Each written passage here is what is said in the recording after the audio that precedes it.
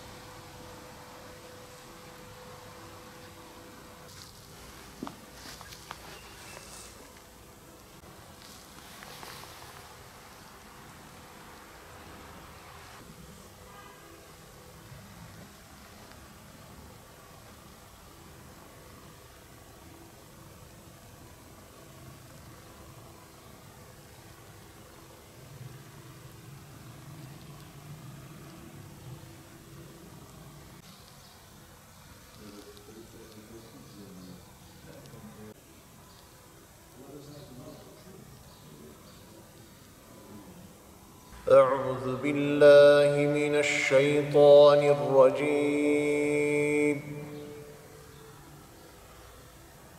بسم الله الرحمن الرحيم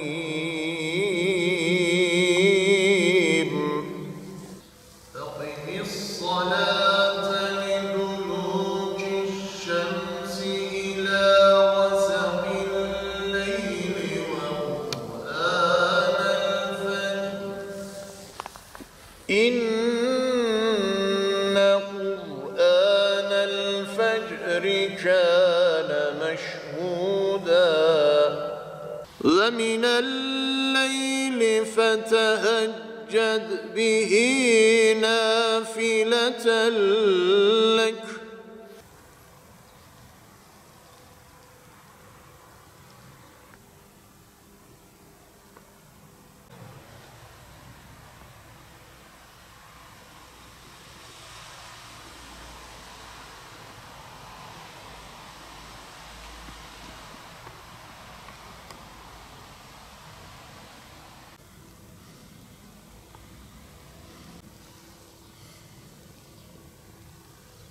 Özellikle şunu belirteyim.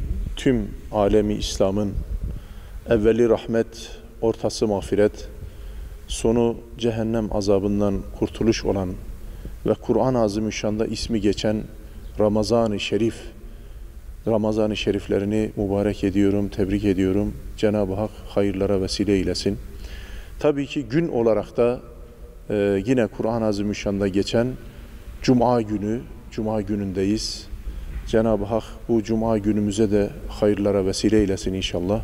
Tüm alemi İslam'a hayırlar getirsin inşallah. Ve Cenab-ı Hak bu günlerin, bu ayın bereketiyle başımızda olan bu salgın hastalığı bir an evvel def eylesin inşallah.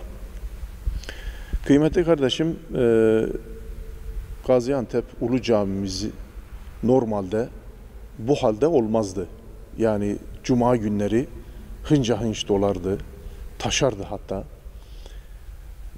Kürsülerimizde müftülerimiz, vaizlerimiz gelir, vaaz ederdi, irşat görevleri yapardı. Hutbelerimizde Cuma hutbesi irad edilir. Ondan sonra Cuma namazı kılınır, dağılırdı. Fakat bu virüs vesilesiyle malum biliyorsunuz yaklaşık 40-45 gündür camilerimiz ibadete şu anda bir ara verildi yani. Tabii ki normal diğer vakitlerde vatandaşımız gelip camimizde ferdi olarak, tek olarak sosyal mesafeye uyarak namazlarını eda edebiliyorlar. Fakat Cuma günleri bu tedbir amaçlı, Diyanet İşleri Başkanlığımızın bize vermiş olduğu talimata göre tedbir amaçlı Cuma günleri camimizi kapalı tutuyoruz. Yani bu hastalık, bu virüs, bu salgın hastalığın bir an evvel ortadan kalkması için tabii ki yapılan tedbirlerdir bunlar. Tabii camilerimiz, cemaatimiz de güzel oluyor. Yani biz de bunun bilincine vardık. Yani cemaatimiz olmasa, Müslümanlar olmasa ibadetler kuru bir yapıdan ibaret oluyor. İşte bir beton yığınından ibaret olmuş oluyor. Yani Cenab-ı Hak bu camilerimizi cemaatsiz, Müslümansız, ibadet edenlerden ayrı bırakmasın inşallah. Yani Cenab-ı Hak bu günlerimizi inşallah böyle en kısa zamanda atlatıp camilerimize, ibadethanelerimize böyle cıvıl cıvıl cemaatimizin gelip cuma namazlarımızı eda etmemiz, bayram namazlarımızı eda etmemiz, normal vakit namazlarımızı eda etmemizi bizlere nasip eylesin inşallah. Şimdi değerli kardeşim, gerçekten biz de cemaatimizi özledik. Cemaatimizin kıymetini bildik. Müslümanların birlik ve beraberlik içerisinde omuz omuza verip şöyle saf tutup namaz kılmasını özledik. Yani demek ki Müslümanlar olmasa, cami cemaatimiz olmasa camilerimizin bir kıymeti kalmamış oluyor. Bizim de hiçbir kıymetimiz kalmamış oluyor. Dolayısıyla camilerimizin gerçekten zineti cemaatimizdir, Müslümanlardır inşallah. Cenab-ı Hak o özlediğimiz günlere en kısa zamanda bizleri kavuştursun. Tabii ki üzülüyoruz. Yani üzülmenin ötesinde gerçekten gözümüzden bazen yaş akıyor. Sabah namazına geldiğimizde mukabele için cemaatimiz kapıda sırada beklerdi. İçeriye alırdık.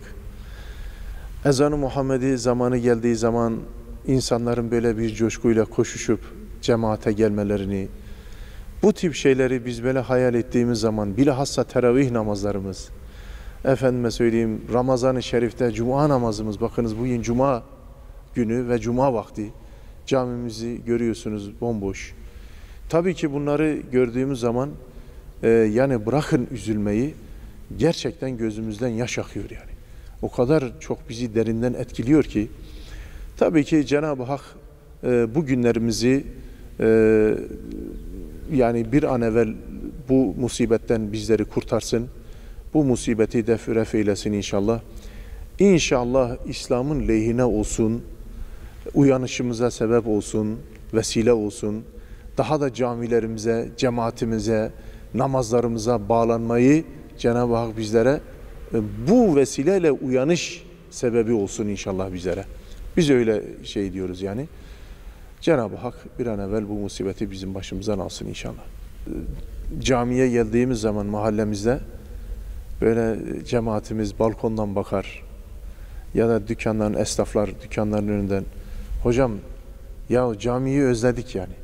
Tamam namazımızı evde kılıyoruz ama camide kılmak bir daha başka bir lezzetliydi. Daha başka bir tadı vardı.